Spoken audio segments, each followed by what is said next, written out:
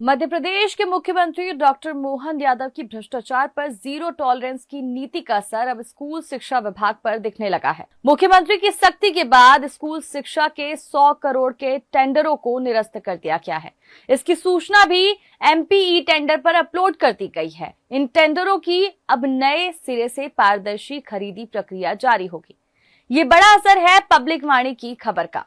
2 फरवरी 2026 को हमने सबसे पहले स्कूल शिक्षा विभाग में 100 करोड़ के टेंडरों में गड़बड़ी और एक दबंग महिला के रसूख का खुलासा किया था। इसके बाद 10 फरवरी को उस खबर का असर दिखा और टेंडर निरस्त कर दिए गए।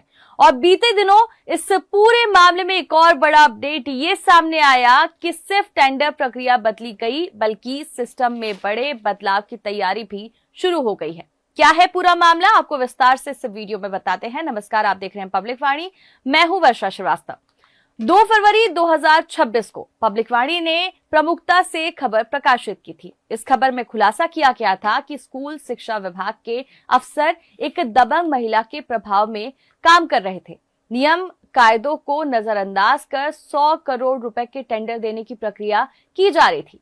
मध्य प्रदेश में स्कूल शिक्षा विभाग का बजट वित्तीय वर्ष 2025-26 में 36,582 करोड़ रुपए है।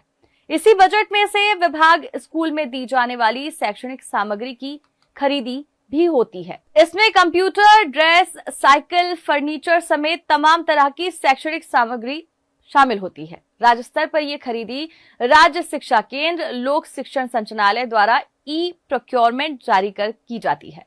कुछ माह पहले विभागीय मंत्री के निर्देश पर अब इनसे खरीदी के अधिकार छीन लिए गए। लोक शिक्षण संचालनालय राज्य शिक्षा केंद्र से अधिकार छीनकर स्कूल शिक्षा मंत्री की अध्यक्षता वाले पाठ्य पुस्तक निगम को दिए गए। यानी अब स्कूल शिक्षा विभाग की सभी शैक्षणिक सामग्री की खरीदी पाठ्य पुस्तक निगम के माध्यम से की जा रही है।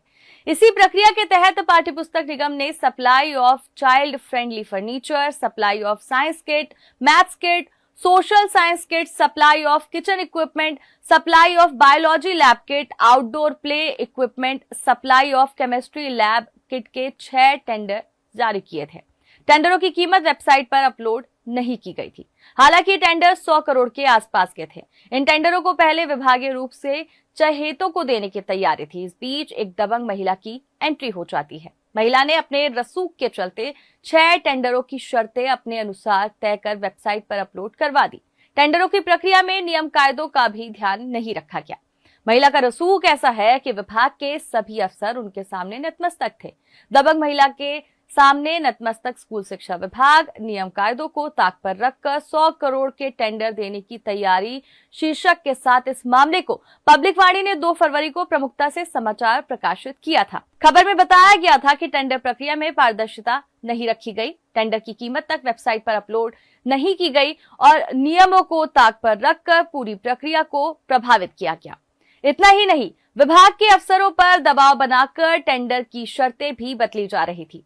पब्लिक वाणी की इस खबर का असर 10 फरवरी 2026 को साफ दिखाई दिया। इस मामले को लेकर मुख्यमंत्री और सीएस कार्यालय ने संज्ञान लिया, जिसके बाद मुख्यमंत्री ने भ्रष्टाचार पर जीरो टॉलरेंस की नीति अपनाई। मुख्यमंत्री कार्यालय से स्कूल शिक्षा विभाग को सख्त निर्देश मिले कि पूरी प्रक्रिया पारदर्शी होनी चाहिए। 10 फरवरी को पब्लिक वाणी की प्रकाशित खबर में बताया गया कि स्कूल शिक्षा विभाग के 100 करोड़ के टेंडर निरस्त कर दिए गए। एमपीई टेंडर पोर्टल पर इसकी जानकारी भी अपलोड की गई और पूरी खरीदी प्रक्रिया को नए सिरे से शुरू करने के निर्देश दिए गए। स्कूल शिक्षा मंत्री राव उदय प्रताप सिंह ने नोटशीट लिखकर सचिव स्कूल शिक्षा डॉक्टर संजय गोयल को पाठ्यपुस्तक निगम द्वारा जारी 6 टेंडर निरस्त करने के निर्देश दिए। साथ ही मंत्री ने नोटशीट में लिखा कि भविष्य में होने वाले टेंडरों में नियम प्रक्रिया को पूर्ण रूप से परीक्षण कर ही जारी किया जाए और टेंडर पूरी पारदर्शिता और नियमों के अनुसार ही जारी होने चाहिए। इसके बाद सभी 6 टेंडरों को निरस्त किया गया। एमपीई टेंडर पर भी इसकी जानकारी अपलोड की गई। मुख्यमंत्री कार्यालय से स्कूल शिक्षा के अफसरों को स्पष्ट निर्देश मिले हैं कि टेंडर प्रक्रिया को निरस्त कर नए सिरे से काम शुरू किया जाए ताकि बाजार में प्रतिस्पर्धा का माहौल बन सके। लेकिन अफसर अपनी मनमानी पर उतारू थे। टेंडरों को निरस्त करने की बजाय चहेती कंपनियों को फायदा पहुंचाने के लिए शर्तों में संशोधन किए जा रहे थे। बदलाव भी ऐसे हैं कि एक बार देखने पर समझ में आ जाए कि ये सिर्फ एक ही चहेती कंपनी के लिए ऐसा किया जा रहा है।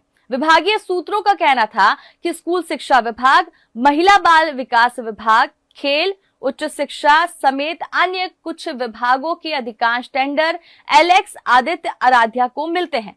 इसके संचालक तिवारी दंपति हैं। इनकी स्कूल शिक्षा विभाग के अफसरों से तगड़ी सेटिंग है। 100 करोड़ के टेंडर तिवारी दंपति या उनके सहयोगी को देने के लिए बार बार शर्तें बदली जा रही थी।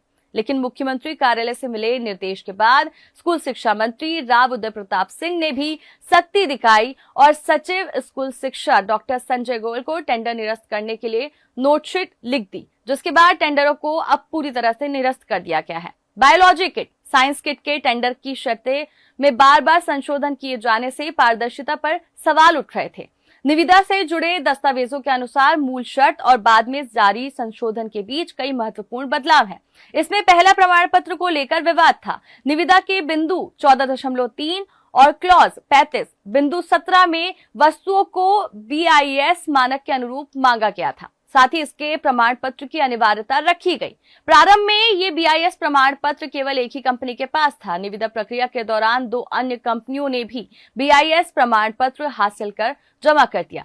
ऐसा होता देख पाठ्यपुस्तक निगम ने टेंडर की शर्त में संशोधन कर दिया। इसमें नई शर्त जोड़ी गई कि टेंडर प्रक्रिया शुरू होने के पहले जिसके पास BIS प्रमाण पत्र होगा सिर्फ वही पात्र होगा।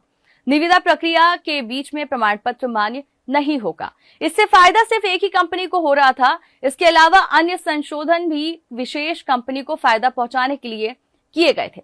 27 मार्च 2026 को इस पूरे मामले में एक और बड़ा अपडेट सामने आया, जो एक बार फिर यह साबित करता है कि पब्लिक वाणी की खबर का असर लगातार जारी है।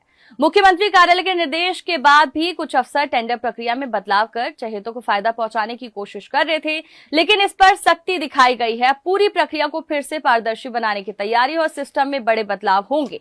अब इस पूरे मामले के बाद लोक शिक्षण संचालनालय भी बड़े बदलाव की तैयारी शुरू कर चुका है। स्कूल शिक्षा विभाग में वर्तमान में अनियमितताओं का सबसे बड़ा गढ़ लोक शिक्षण संचालनालय बन गया है।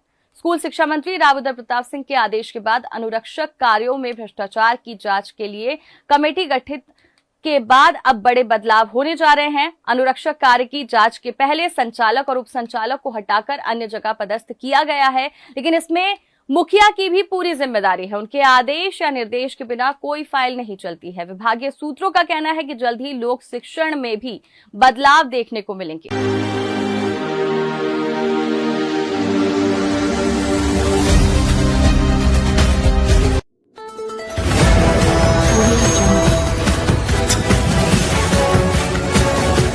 MP लाइव टीवी आपको रखे अपडेट, सच जो हम आपको बताएंगे। ऐसी ही तमाम खबरों से अपडेट रहने के लिए MP live TV news channel को सब्सक्राइब करना ना भूलें।